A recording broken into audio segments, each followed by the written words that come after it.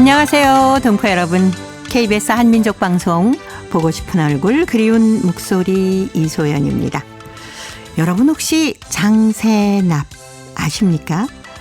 장세납은 민족 악기로 세납, 그러니까 태평소를 개량한 악기를 말합니다. 우리나라보다는 북한이나 중국에서 더 많이 사용을 하고 있는데요. 우리나라에서는 장세납도 연주하고 있지만 태평소를 더 많이 쓰고 있습니다. 그런데 요즘 중국에서 장세납에 대한 인기가 급증하고 있다고 그래요. 전문 연주가들은 물론이고 일반인들 중에 장세납을 배우기 위해서 학원을 찾는 분들도 많다는 소식입니다. 우리 동포들의 장세납 연주는 어떤지 한번 들어보고 싶네요. 자, 그래서 오늘 첫 곡으로요, 국악관현악단의 장세납과 국악관현악을 위한 협주곡 봄 준비했는데요. 이 곡이 좀 길거든요. 여러분께 잠시 장세납의 분위기가 어떤지 함께 들어보도록 하겠습니다.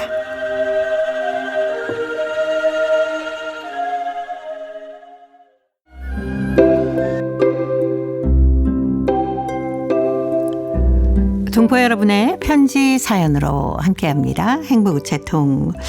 화요일에 편지 손님 홍익대학교 글로벌 경영학과 전춘화 교수님 나오셨습니다. 어서 오세요. 안녕하세요. 예, 잠시 저희가 장세납 협주곡을 들어봤는데 중간에 이렇게 나오는 장세납 연주를 들으니까 네. 태평소하고는 조금 다른 맛이 있네요. 맞아요. 네. 사실 장세납이 이거는 70년대, 60년대, 70년대에 북한에서 네. 태평소를 태평소를 개량을 했습니다. 그렇죠. 그러니까 태평소가 사실 이전에는 뭐 지역마다 조금 이름 달랐는데 네. 뭐 쇠납, 세납, 네. 뭐 날라리 뭐 이렇게 다양한 이름이 네네. 있었는데 이 세납을 길게 개량을 해서 만든 것이 길장. 네, 그래서 길다. 장세납으로 이제 표현되어 있고 지금 태평소보다 한 2배 정도 더 길다고 제가 찾아보니까 네. 한 50cm 정도 길다고 합니다. 그리고 네. 그 약간 좁은 금속재 나팔을 가지고 있어서 세납은 사실 민속악기 대부분은 한 5음 정도가 있으니까 서양 악기하고 사실 이게 협조가 네, 잘 안 좀 되는데 다르죠. 장세납은 이 북한에서 이거를 개량을 해서 12음계를 이게 올라가다 보니까 네. 서양 악기랑도 잘 어울리는 특징이 있어서 이렇게 협주곡이 예. 나오지 않았는가 이렇게 생각을 합니다. 네. 저희가 장세납 하면 아마 많은 분들이 그 말씀하신 것처럼 농악에 네, 농악이 많이 예. 이용되는 거 아닌가라고 하실 것 같아요. 태평소는 농악에 많이 활용되고 네. 굉장히 음이 큽니다. 네. 그냥 밖에서 특별한 그런 스피커가 없어도 잘 들리는데 그렇죠. 네. 이 장세납 같은 경우에는 그 안에서 이게 방 안에서 보통 연주하는 거기 때문에 이게 너무 그 소리가 높으면 협주가 힘들거든요. 네네. 그래서 음량을 부드럽게 개량을 해서 들었을 때 굉장히 저는 어렸을 때 네. 사실 저희들 많이 어렸을 때는 연변에서 나오는 음악이나 이런 걸 굉장히 많이 영향을 받았는데 그 네. 음악 대다수가 다 북한에서 온 음악입니다. 그랬겠어요. 그래서 장세납 음악을 정말 많이 들었던 것 같습니다. 네. 그리고 또 나중에 한 90년대 한중 수교하면서 그때부터는 이제 한국 노래 들어왔는데 네. 그 전에는 음악 선생님도 그렇고 받는 교육자분들이 거의 다 북한에 가서 유학을 하고 오거나 아니면 그렇죠. 북한 선생님들이 와서 가르쳐줬거든요.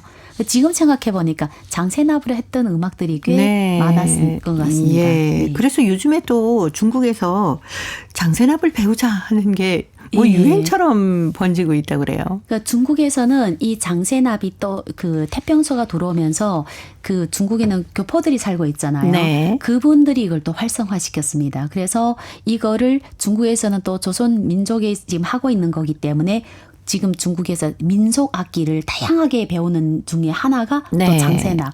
중국에서 보통 수어나라고 얘기를 하는데 네네. 그거를 그냥 서양 악기 뭐 피아노 이거보다는 좀 더 뭐 민족의 악기를 좋아하고 민족의 문화를 사랑한다 네. 이런 의미로 저도 뉴스를 봤는데 뭐 16명 뽑는 이런 그 민속악기 별로 안 오겠지 했는데 네. 500명 정도가 이렇게 와서 이렇게 예. 그거 하고 제가 베이징에 2018년도 갔을 때도 놀란 게 학교 그런 유교문화 유적지 옆에 학교가 네. 그 친구들은 전문 다 그 민속 악기만 배웁니다.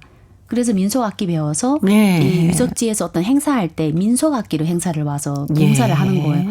너무 달라 보이더라고요. 아, 좋죠. 이 친구들은 그냥 자기도 본인 아니게 그냥 배웠는데 나중에 봉사하면서 뭐 민속을 사랑한다 이렇게 네. 되니까 예. 그 관계가 있는 것 같습니다. 예, 이렇게 우리 전통 악기나 또 우리의 춤 같은 거 배우시는 분들이 많습니까? 이전에는 제가 제일 어렸을 때는 사실 많았어요. 이게 학교 수업처럼. 네. 그렇다고 누구나 다 잘 추는 건 아닌데 어느 순간부터 갑자기 아이돌 문화가 들어오고 서양 문화가 들어오고 네. 랩 들어오고 하다 보니까 일단 이거를 약간 무형 문화재처럼 네네. 하고 어디에가 연출할 기회가 많지 않잖아요. 근데 근래 와서 또 달라진 것 같습니다. 근래 와서도 이 서양 문화도 중요하지만 민속 문화, 동양 문화 이런 뭐 민속 악기를 하면 사람들이 좀 많이 다루지 않으니까 네. 달라 보이거든요. 그래서 그거를 또 생각하는 부모님들이 있어서 저는 이제 애는 아직 피아노를 치지만 네. 약간의 그런 생각이 있죠. 아, 이건 일찍부터 일찌감치 네.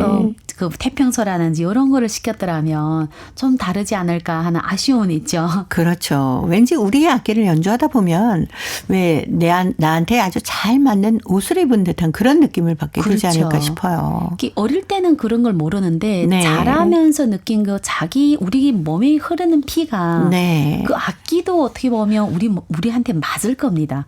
그렇게 개량하지 않았을까 그렇게 나왔기 때문에 장세나비 제 기억에 굉장히 그 기억 많이 남는 그 노래 곡이 그네 뛰는 처녀.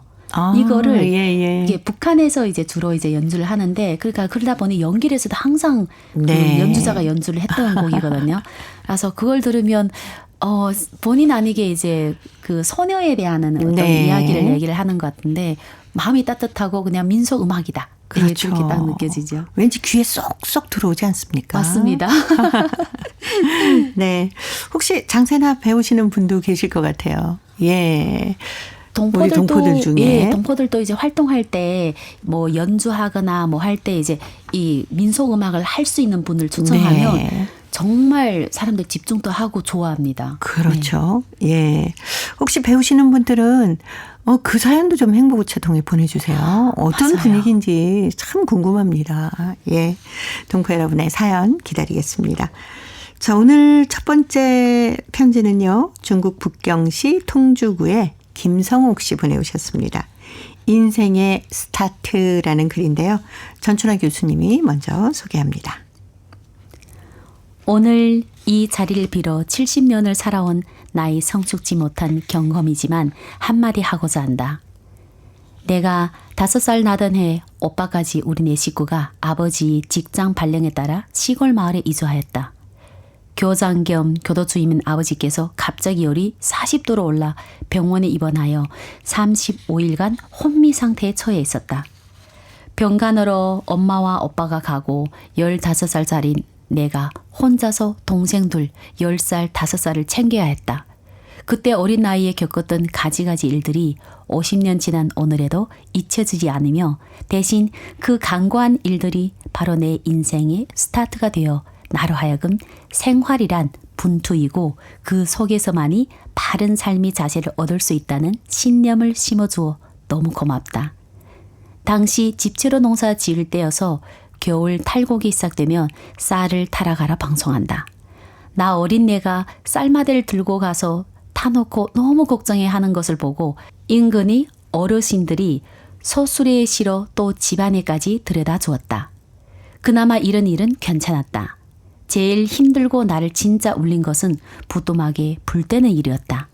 생산대에서 고맙게 집집마다 물이 질질 나는 가동나무를 한 차씩 실어다 우리 집 골목길 옆에다 부리워 놓았는데 그것으로 내가 불을 떼자니 눈물이 난다.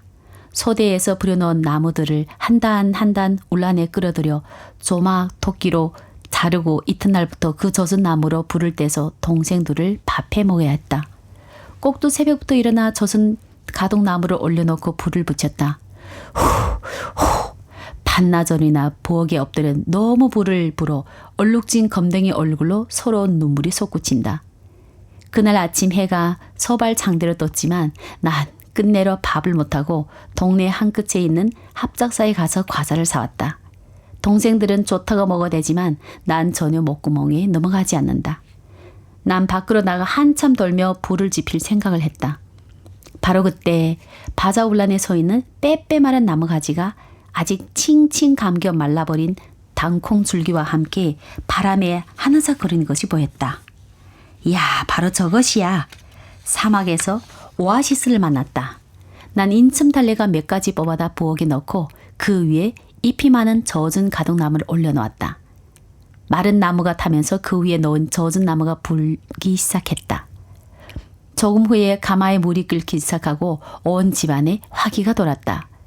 물론 그 젖은 나무를 떼면서 불 조절이 안 되어 밥도 여러 번 데우고 설기도 했지만 그 철부지 나에게 친척들도 거리 멀어 오지 못하는 형편에서 가정을 지키려는 중임을 떼매고 아버지 입원한 8개월간 하루하루를 잘 버텼다는 것이 너무 자랑스럽고 가슴 뿌듯하다.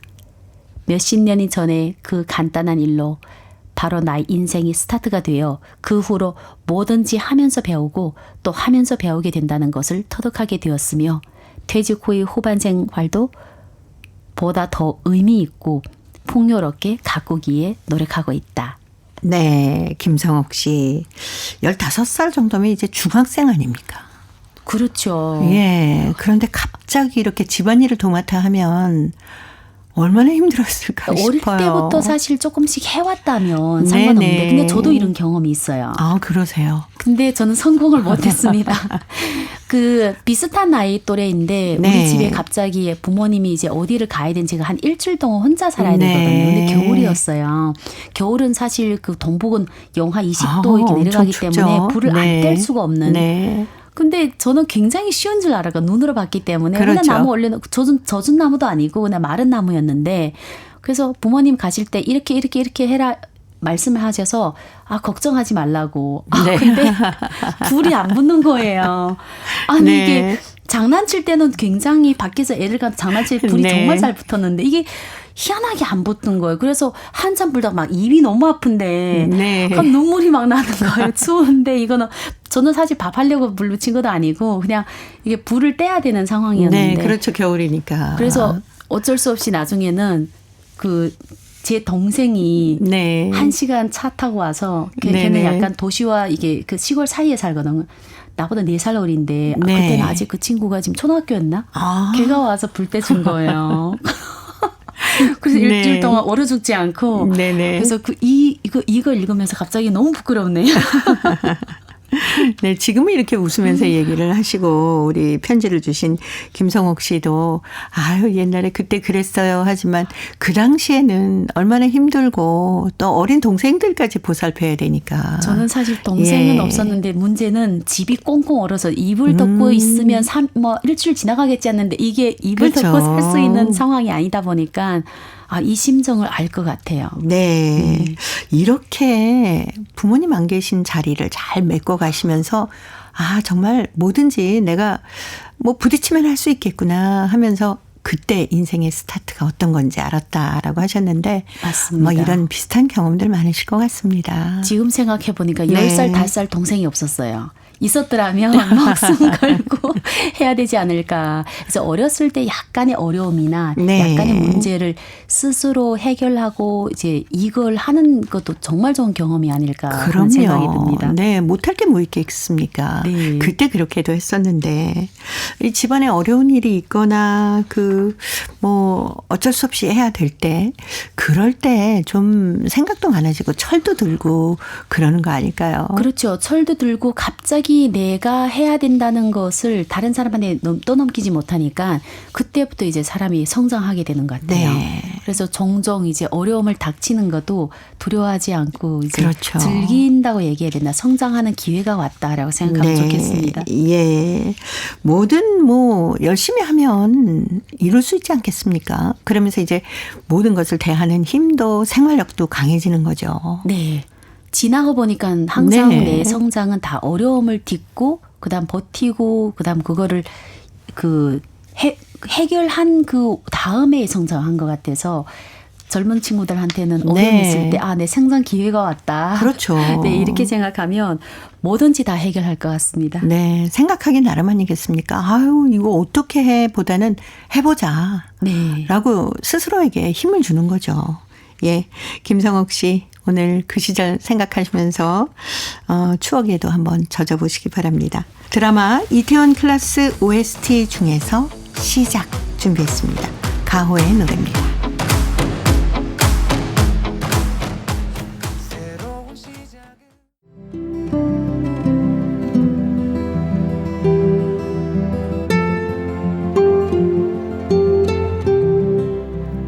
동포 여러분의 따뜻한 사연으로 아름다운 추억을 만들어 드립니다.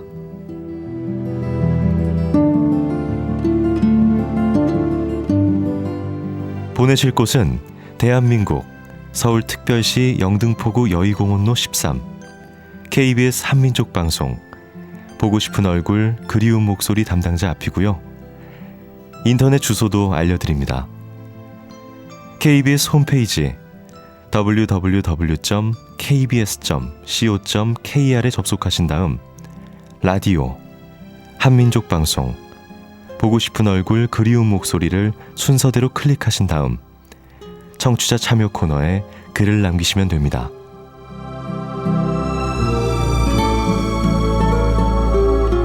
정다운 이야기와 아름다운 음악이 있는 보고 싶은 얼굴 그리운 목소리, 동포 여러분과 늘 함께하겠습니다.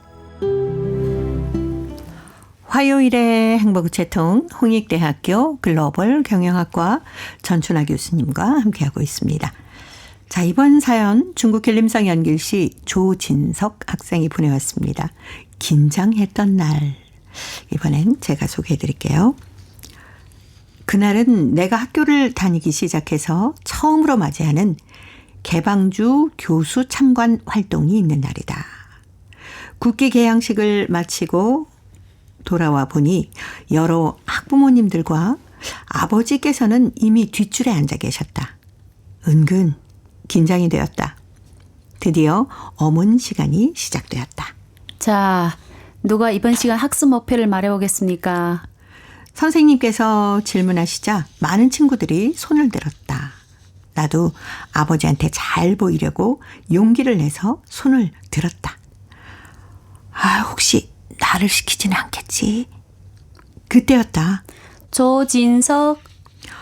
평소에 대담하게 손을 들고 발언을 많이 하지 않는 편이라서 그런지 선생님의 눈길이 나와 마주치는 순간 선생님은 내 이름을 불렀다.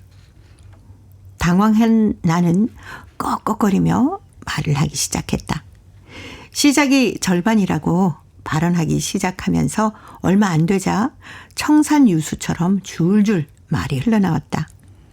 발언이 끝나자 선생님과 친구들이 박수를 쳐주었다. 피끗 뒤돌아보니까 아버지께서도 만족스러운 미소를 띄우고 계셨다. 제일 먼저 발언을 성공적으로 잘했다는 기쁨에 어깨가 으쓱했다. 긴장했던 그날 수업은 지금도 생생히 기억에 남는다. 라는 글이었습니다. 이게 참관 수업인 거죠? 네. 학부모님들 오셔서. 그렇죠. 예. 한국도 참관 수업이 초등학교 저학년 때 다 네네네. 있잖아요. 그것처럼 중국은 그래도 저희가 참관 수업 할 때 보면 안 노는 집도 있거든요. 네. 근데 중국은 거의 학생 비슷하게 부모가 예. 너무 많이 가서 이제 문제입니다. 네. 그리고 부모님들이 엄청 긴장하고 있던 거거든요. 그렇죠. 네. 그리고 이왕이면 우리 애가 뭔가 좀 잘 발표하고 나면 부모님의 어깨도 쓱 올라가지 않습니까? 그러니까 지금 생각하면 참 유치한데 저도 1학년 때는 제가 워낙 말을 좀 이렇게 앞에 서서 잘 하는 편이라서 네. 우리 애 처음 참관 수업에 갔을 때 나는 당연히 얘가 말을 할 줄 알았는데 예. 보니까 다 손 들고 있더라고요. 선생님이 얘를 안 불러줘. 그래서 선생님이 왜 안 불러줘 했더니 손 드는 거는 다시 들리게 했는데 얘가 긴장을 해요. 네. 그러니까 학년에 올라가니까 아예 손도 안 들고 있네요. 뒤에서 했는데 짜증이 막 나고 그러니까 얘 손 들지 않지. 근데 예. 그 상황에 긴장하죠. 밖에 선생님만 당연히 있고 자기 긴장하죠. 친구들만 있는 게 아니라 학부모들 다 보고 있다고 생각하니까. 그러니까요. 네. 예. 이렇게 일어나서 막 자기가 발표하는 거는 정말 잘하는 겁니다. 그리고 청산유수처럼 말을 그러니까요. 예. 근데 이렇게 좀 발표하는데 소극적인 학생들 있지 않습니까? 당연히 있죠. 이런 학생들은 어떻게 좀 지도를 해 주시는지 궁금하네요. 그게 사실 그 소극적인 학생들은 발표하는 긴장한다 해서 발표를 계속 안 시키면 네. 소극적일 수밖에 없어요. 그렇죠. 그래서 저 같은 경우에는 학교에 있으면 정말 이렇게 말하기 싫어하는 학생도 있고 그다음 정말 발표하는 걸 싫어하는 학생도 있는데 그냥 자연스럽게 이거는 이 시간에는 누구나 공평하게 한 사람 5번씩 말을 해야 된다. 약간 이런 규정을 네. 이렇게 하면 말 잘못해도 그냥 별도 평가 없어요. 그냥 이게 틀리고 맞고만 하고 이렇게 목소리 조금 더 높여주세요. 이렇게 하고 지나가니까 네. 어느 순간부터 뭐 학생들이 발표에 대한 부담감이 물론 있겠지만 좀 달라집니다. 네. 그래서 나는 어릴 때 발표 소극적인 학생도 자연스럽게 선생님 기회를 계속 줬으면 좋겠어요. 예. 손만 제가 학교 다닐 때 손 잘 드는 학생만 계속 많이 시켰거든요. 그렇죠. 저요 하고 막 네. 손 들지 않습니까? 그것보다는 약간 이렇게 좀 그 못하는 친구들도 보다듬어주게. 네. 제가 이제 MC 유재석을 좋아하는 이유 중에 하나가 아마 예. 다른 분도 비슷한데 네네. 너무나 보담아주잖아요. 그렇죠. 말 잘 못하는 사람도 한마디 하니까 우리가 다 그 프로그램 본 다음에 왠지 모든 사람이 다 말한 것 같은 느낌. 그게 굉장히 중요한데 선생님들이 또 그런 역할을 네. 아마 잘 하신 분도 많겠지만 혹시 소외된 학생이 있는지 한 번 더 그렇죠. 체크하는 게 좋습니다. 네, 그런 학생을 좀 위주로 해서 자연스럽게 좀 짧게라도 발표할 수 있는 기회를 주는 게 제일 중요하겠군요. 맞아요. 그리고 또 학생들 어떤 애들 발표한 다음에 자기 혼자 막 혀를 내밀어요. 발표하고도 맞아요. 뭔가 긴장되는. 네, 귀여워서 아이 거의 그렇습니다. 네.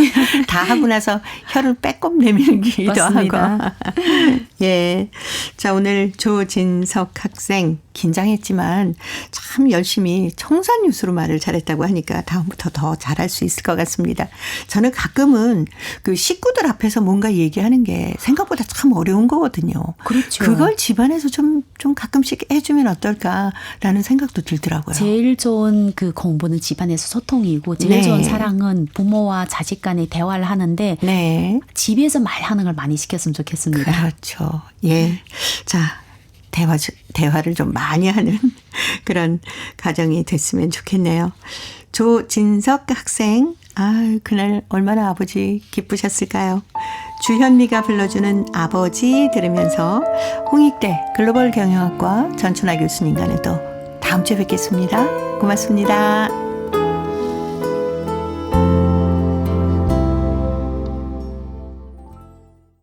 KBS 한민족 방송 보고 싶은 얼굴 그리운 목소리 듣고 계십니다. 자, 이제 동포통신원들을 연결해서 여러분 계신 곳에 새로운 소식을 듣습니다. 통신원 리포트인데요. 오늘은 중앙아시아 카자흐스탄, 러시아 사할린 지역의 소식 준비했습니다. 먼저 카자흐스탄의 김상욱 통신원 만나보겠습니다. 김상욱 통신원 안녕하세요. 예, 안녕하세요. 반갑습니다. 예, 반갑습니다. 고려인 문화예술단체들이 고아원 원아들을 위한 콘서트를 열었다면서요? 네, 알마티 고려민족중앙회 산하의 비단길 합창단과 인삼무용단은 지난 3일 알마티 시내에 있는 바가나실 1번 고아원에서 미니 콘서트를 열었습니다. 인삼무용단의 그 화려한 부채춤으로 시작한 이날 행사에는 50여 명의 원아들과 교사들이 참석을 했는데요. 원아들은 부채춤뿐만 아니라 K-팝 댄스, 커브 댄스와 비단길 합창단이 부르는 한국 전통가요 등을 듣고 아주 즐거운 시간을 보냈습니다. 카자흐스탄에는 6월 1일이 어린이날인데요. 네. 항상 이때를 저음해서 이들 단체들은 해마다 고아원 원아들을 위한 콘서트를 개최해 오고 있습니다. 특히 올해는 모든 원아들에게 동포기업인이 운영하는 아이스크림 공장에서 지원받은 아이스크림을 나누어 주었는데요. 저도 한 카자흐스탄 친선대사로서 이날 행사에 참가해서 고아원에 필요한 대형 세탁기 한 대를 선물했습니다.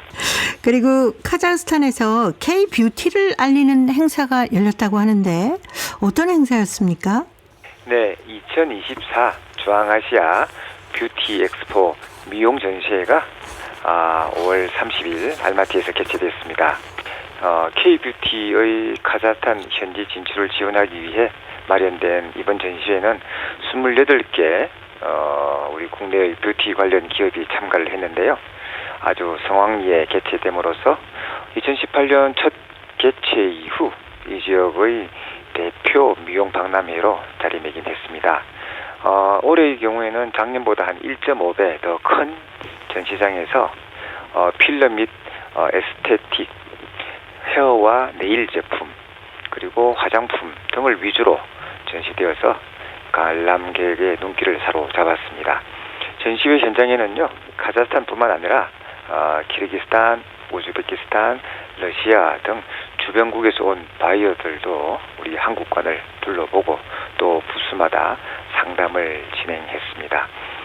카자흐스탄 현지에서는요, 한국 뷰티 제품에 대한 관심이 꾸준히 증가하고 있는데요. 이번 전시 기간 중에 구매 의향 조사를 이제 해봤는데 거기에 따르면은 과반수 이상이 구매를 원한다는 답변을 할 정도로 아주 긍정적이었습니다. 최근 화장품 시장 규모가 증가 추세에 있고 K-뷰티에 대한 관심이 높아지고 있는 중앙아시아의 시장에 진출하기 위해 참가하게 되었다고 밝힌 한 참가업체는 전시 규모가 기대 이상이어서 긍정적인 미팅 성과를 얻었다라고 참가 소감을 밝혔습니다. 네. 자, 오늘 카자흐스탄 소식 여기까지 듣겠습니다. 김상욱 통신원이었습니다. 소식 감사합니다. 네, 감사합니다. 자, 이어서 사할린으로 가보겠습니다. 배순신 통신원 만나볼까요? 배순신 통신원, 안녕하세요. 네, 안녕하세요. 반갑습니다. 네, 반갑습니다. 에트노스 아동예술학교 한민족예술과에서 발표회를 했다고 하는데 올해는 어떤 주제로 발표회를 했습니까? 에트노스 아동예술학교 한민족예술과는 학년도가 끝난 무렵에 해마다 학생들이 다양한 형태의 발표 공연을 준비하는데요. 이번 공연은 한민족의 단어를 주제로 삼아 윤석할린 시 러디나 문화회관에서 열렸습니다. 단어는 한국인 명절이 하나로 음력 5월 5일 어제 단어였죠. 무더운 한여름을 맞기 전 초하의 절기이며 모내기를 끝내고 풍년을 기원하는 기풍제를 지내는 때이기도 합니다. 사할린에서는 단어를 안 쓰고 사할린 동포들도 단어에 대해 잘 모릅니다. 하지만 한국의 풍습을 잊지 않기 위해 단어 관련 행사를 하고 있습니다. 올해 공연에서 에트노스 학생들은 한 지방에서 이른 아침부터 늦은 밤까지 지내는 단어 장면들을 보여주었거든요. 4,8학년생들은 연극 공연으로 사물놀이, 가야금, 단소 등 연주, 정통무용과 형제 댄스, 미녀와 케이팝 등을 통해 단어 명절에 하는 전통의식, 놀이 등을 훌륭하게 소개해 공연을 관람한 학부모, 친지들과 친구들이 환호를 받았습니다. 에트노스 학생들은 이번 무대 역시 관람객들의 기대에 부응하는 멋진 무대로 마음을 사로잡았습니다. 네. 오늘 사할린 소식 여기까지 듣겠습니다. 배순신 통신원이었습니다. 소식 감사합니다. 고맙습니다. 네, 고맙습니다. 에트노스 아동예술학교 한민족예술과는 학년도가 끝날 무렵에 해마다 학생들이 다양한 형태의 발표 공연을 한다고 하네요. 이번에는 한민족의 단오가 주제였다고 합니다. 음력 5월 5일이 단오인데요. 보통 모내기 끝내고 풍년을 기원하는 기풍제를 비롯해서 여러 가지 민족 행사가 열리곤 합니다. 그런데 사할린에서는 단오에 대해서 잘 모른다고 합니다.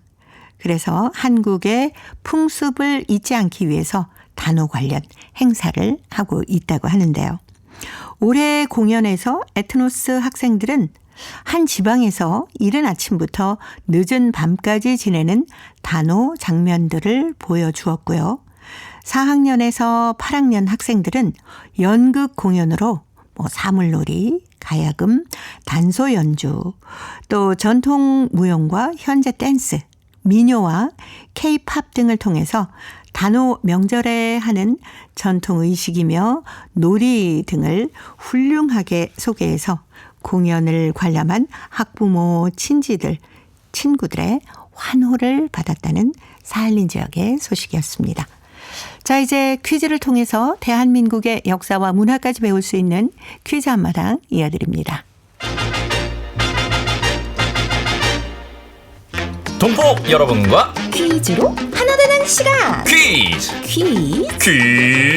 한마당. 어머. 야야야. 너 머리를 왜 그렇게 박박 긁어? 너무 간지러워 엄마. 야야야. 나 요새 머리가 왜 이렇게 간지러운지 모르겠어. 이리 봐봐. 어머. 이게 비듬 좀 봐, 비듬. 웬일이야 이거. 내가 비듬이 어디다 그래. 너 어깨 이렇게 하얗게 눈 내렸잖아. 어디가? 그냥 눈도 아니고 그냥 폭설이 내렸어. 뭐야 이거. 진짜 그러네. 진짜. 뭐야 이거. 너 안 되겠다 너. 너 가야겠다 거기. 가자. 가게 어딜 가. 내가 병원을 왜 가 이것 때문에. 병원 말고 욕실. 욕실은 왜? 머리 감아야지. 계속 그렇게 다닐 거야? 폭설이 내린 채로? 아니 아까 감았어. 이게 하루에 몇 번씩 감아도 소용이 없다니까. 몇 번씩 감았어? 그래? 그 이상하네. 나도 이상해. 너 응. 엄마 머릿결이 왜 이렇게 좋은지 알아? 엄마는 그 머리 안 감아가지고 그 막 며칠씩 안 감으니까 떡져가지고 기름기. 쓸데없이. 엄마가 어렸을 때부터 단오날이면 니네 할머니가 이것을 삶아서 머리를 감겨주고 목욕을 시켜줬거든. 근데 갑자기 할머니 얘기는 왜 하는 거예요? 아니 너도 이걸로 머리를 감아보면 어떨까 하고. 그게 있어요? 아니? 뭐야? 나 그럼 그냥 병원 갈래? 아니. 이건 내가 천천히 구해볼 테니까 우선 이것 샴푸로 감아볼까? 이리 좀 얼른 와야겠는데? 오케이, 좋아요. 폭설? 지금 당장 한번 감아볼게요. 네, 한번 해보겠습니다. 어머니가 어렸을 때부터 단오 때면 이건 물에 머리를 감았군요. 그러게요. 음력으로 5월 5일이 단오인데요. 올해는 양력으로 6월 10일이네요. 네, 우리나라에서는 단오가 4대 명절 중 하나인데요. 중국과 일본에서도 단오를 명절로 여기고 있다고 하네요. 지금은 단오가 잊혀진 명절이 됐지만 그 풍습은 남아있는데요. 단오의 가장 대표적인 풍습이 바로 이 건물의 머리 감기가 아닐까 싶습니다. 이것은 호수나 연못가의 습지에서 자라는데요. 단오 무렵이면 하얗고 노랗고 보랏빛의 이 꽃을 볼 수가 있는데요. 네, 단오날에는 이것을 삶은 물로 머리를 감고 머리숱이 탐스럽게 자라기를 기원하고요. 또 이것 삶은 물로 목욕을 하기도 하고 이것 달인 물을 마시기도 했다고 합니다. 자, 여기서 문제 나갑니다. 이것은 여러 해살이 풀 중 하나입니다. 단오날에는 이것을 우려낸 물로 머리를 감고 목욕을 하는 풍습이 있는데요. 이것으로 술을 담그기도 합니다. 이것은 어떤 풀일까요? 자, 보기 드립니다. 1번, 창포, 2번, 콸콸콸콸콸콸콸, 폭포, 3번. 목포. 정답을 보내주신 분 가운데 일주일에 한 분 추첨해서 소정의 상금이나 상품을 보내드립니다. 퀴즈 한마당, 지금까지 성우 이현주, 최현주였습니다. 감사합니다. 저는 이것 삶은 물로 머리를 감아보지는 못했습니다.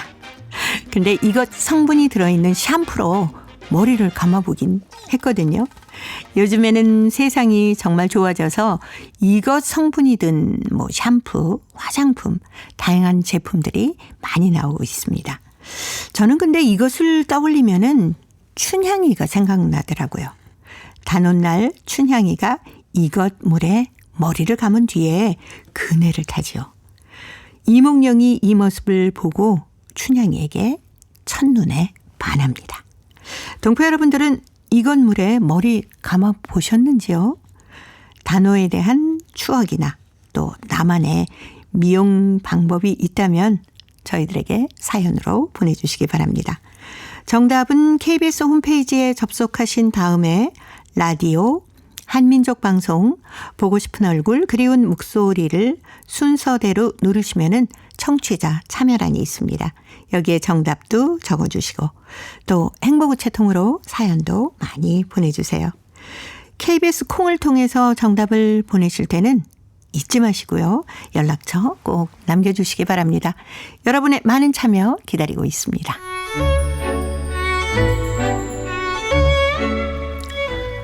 고려인들의 역사를 재조명하고 그들의 삶의 애환을 살펴보는 시간입니다. 고려인 이야기. 사단법인 고려인 마을 역사유물전시관의 김병학 관장님 전화로 만나보도록 합니다. 관장님 안녕하세요. 네, 안녕하십니까. 네, 저희가 지난 시간에는 스탈린 사망 이후에 조금은 분위기가 풀리긴 했지만은 그래도 자유롭게 자신의 어떤 문학적인 것을 표현하기는 좀 어려웠다라는 얘기까지 들어봤습니다. 그러면은 그 이후에 고려인 한글 문학이 상당히 많이 좀 출간이 됐겠네요. 이제 문학 작품이 출간이 되는데요. 네. 고려인들이 자기들의 작품을 쓰는 이 작가들의 욕구가 무엇이겠습니까? 지면에 어디에 이렇게 작품이 실리고 또 이게 나중에 단행본으로 이렇게 묶이는 거 이걸 다 바라겠죠. 네. 누구나 그런 꿈은 있었는데 강제 이주 이후에 한 10여 년간 20여 년간은 그런 감히 이렇게 꿈만 있었지 실현을 할 수가 없었고요. 스탈린이 사망하고 후르시초프가 들어서고 헤이빙 모드가 형성되고 그러면서 출판계도 덩달아서 이렇게 출판계도 좀 더 자유로워집니다. 그리고 그런 가운데서도 이제 거기 소련에는 작가동맹이라는 제도가 있습니다. 일정한 수준의 이 작품 활동을 하게 되면 이제 작가동맹 회원이 되는데 그러면 이제 정식으로 공인된 문단의 작가가 되는 거죠. 그래서 이분들이 이제 작품 활동을 하면서 작품집을 발행을 하는데 그때 소련에서 이제 소수민족에게도 작품집을 발행할 수 있는 이 여건을 조금씩 마련해 주거든요. 그래서 네. 고려인들도 끊임없이 그 기회를 보다가 1958년부터 이제 한글 문학 작품집을 발행을 하게 됩니다. 물론 이제 이것이 중국 조선족이나 뭐 일본이나 어디 다른 데 비하면 이게 자유롭지 못했기 때문에 굉장히 어려운 거지만 그럼에도 불구하고 그 속에서 1958년부터 1990년까지 15권의 네. 한글 문학 단행본을 고려인들이 발행을 하게 됐습니다. 예. 어떤 작품들이 있나요? 첫 작품이 이제 조선 시집이라고 해서 1958년에 나온 그 시집 작품이 있는데, 이 작품 같은 경우는 이제 박일이라는 그 철학자가 편집을 했는데, 거기에는 참 이제 우리가 기억할 만한 게, 굉장히 많은 시, 이제 237편의 시가 실렸는데, 여기에는 우리나라 아주 고대 시기의 고대 시기의 어떤 시나 시조, 또 고대 우리나라의 그 여류 시인들의 작품들, 그리고 김삿가 시나 정다산, 또 그리고 현대 우리 그 문인 중에 김소월 또는 이상화, 조명희, 조기천 같은 이러한 작가들, 그리고 고려인 문인 31명의 이런 시작품을 포함을 해서 이렇게 굉장히 좀 두툼하게 펴낸 시집으로서는 굉장히 인상 깊은, 그리고 당시에 그 여러 가지 상황으로 봐서 우리의 옛날 고전 시인의 작품만 실을 수도 있었는데, 이제 과감히 당시 생존해 있는 현대 고려인들의 그 시도 두루 포함을 해서 총 31명을 포함을 해서 이렇게 작품을 내므로써 첫 출발을 연 걸로 아주 대단히 상징적인 작품이었다고 생각을 할 수 있겠습니다. 예. 시 외에도 다른 작품들도 많았겠네요. 예, 그렇죠. 그때 이제 15권에 보면은 종합 시집이나 이렇게 시만 묶어서 낸 작품이 있고, 네. 또 그에는 이 소설만 낸 김준 작가의 15만 원 사건 같은 경우는 1964년에 낸 최초의 장편 소설이자 장편 소설집입니다. 예. 그래서 이런 장편 소설이 실리기도 하고, 또 시와 단편들이 이렇게 종합으로 엮인 이런 합동 작품집, 또 희곡만 실린 희곡 작품집, 또 그리고 어떤 작가들이 사망한 뒤에 낸 유고시집, 또 이런 것도 내게 되고, 그래서 개인 작품집 또는 종합 작품집에서 1990년까지 15권. 그래서 어찌 보면 우리가 생각하기에는 단행 본수가 현재 적다고 볼 수도 있는데, 당시에 네. 이 중앙아시아 고립된 지역에서 고려인들이 한글 문학을 발전시키면서 처했던 상황으로 봐서는 굉장히 뜻있고 의미 있고 또 이렇게 적지 않게 노력해서 낸 이 결과물이라고 할 수 있겠습니다. 예. 김준 작가의 아까 장편 소설 얘기하신 15만 원 사건은 어떤 건가요? 궁금하네요. 예, 15만 원 사건은 참 제목이 다른 어떤 추상적인 제목과는 좀 다르지요. 예. 이건 어떤 구체적인 사건을 나타낸 것 같은데 맞습니다. 이것은 1920년에 우리나라 함경북도 해령에서 간도에 있는 용정으로 일본이 은행자금 30만 원을 마차에 태워가지고 이렇게 이동시킬 때 그 정보를 입수하고 간도 지역에서 활동하던 우리나라 청년 애국투자들이 은행 자금을 습격을 해갖고 탈취해서 15만 원 절반을 탈취해서 연해주로 건너가서 항일 무장 투쟁하는 군자금으로 무기를 살려고 이렇게 블라디보스토크로 건너갔는데 네. 이게 어민섭이라는 사람이 밀고 해가지고 일본 헌병대에 붙잡혀서 서대문 형무소로 이감돼가지고 사실은 처형당했습니다. 그 청년들이. 그런데 그중에 최계립, 원래 최봉설이죠. 이 한 분만이 철혈 광복당한 최봉설만이 일본 헌병대의 총을 2발이나 맞고도 담을 2개나 뛰어넘어가지고 겨우 목숨을 건져서 네. 살았고, 이분이 또 중앙아시아로 강제주되고 신문사에서도 일하고 이렇게 했는데, 이분의 이 활동이 너무나 이렇게 엄청나서 김정일이라는 네. 작가가 이분의 증언과 회고록을 바탕으로 그 사건을 이렇게 세세하게 쓴 15만 원 사건이 바로 그 책입니다. 이것은 우리나라에서도 예전에 좋은 놈, 나쁜 놈, 이상한 놈이라는 영화도 있었는데 그 모티브가 된 게 바로 그겁니다. 그래서 그 이후에도 많은 우리나라 드라마나 이런 데 모티브가 됐던 사건인데, 그게 이제 최계립이라는 이 고려인이었고 지금 그것을 다룬 소설이죠. 최초의 소설이었죠. 예.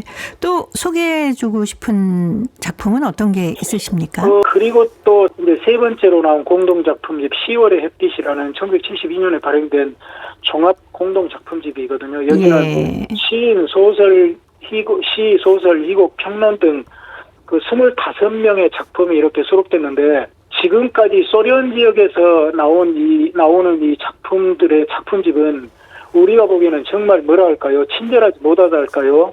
되게 작가 소개나 이 작품에 대한 해제나 기본적으로 또 어떤 분석이나 이렇게 해서 그 작품에 대해서 독자들이 알 수 있는 그런 지식을 제공해주지 않고 그냥 이름과 작품만 실리는 경우가 대부분이거든요.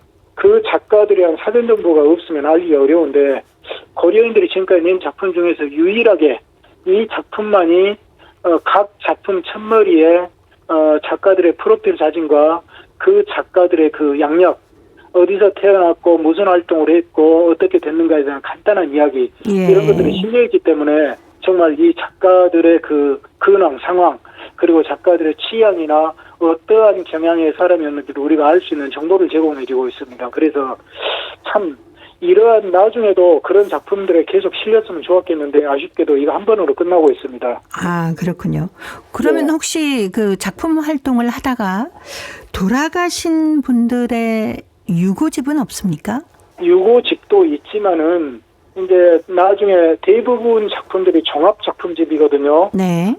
장르가 종합됐기도 했고 여러 작가들의 작품이 모이기도 하고 이렇게 엮으면서 거기에 보면 이미 작고하신 문인들도 있고 생존해 있는 문인도 있고 이런 경우가 대부분입니다. 그런데 작고한 작가의 작품만 오롯이 모아가지고 낸 것이 이제 1985년에 김준 시인의 유고시집인 숨이라는 시가 184편이 실린 이 시집 숨이라는 시가 이제 유고 시집이 되겠습니다. 그리고 나머지는 작고하신 분과 생존해 있는 분들이 다 섞여서 나온 작품이라고 보면 되겠습니다. 예. 특별히 또 소개하고 싶으신 작가는 없으세요? 네. 사실은 저도 모든 작가를 다 소개시켜드리고 싶은데, 네네. 여기서는 이제 제가 좀 늦게 나왔는데 1987년에 김기철 작가가 붉은 별들이 보이던 때라는 소설집을 냈습니다. 여기는 이제 3편의 중편소설, 붉은 별들이 보이던 때, 복별, 금강만. 정말 이분은 1세대 작가 중에서 특이하게 굉장히 수려한 문장을 구사하는 분이었어요.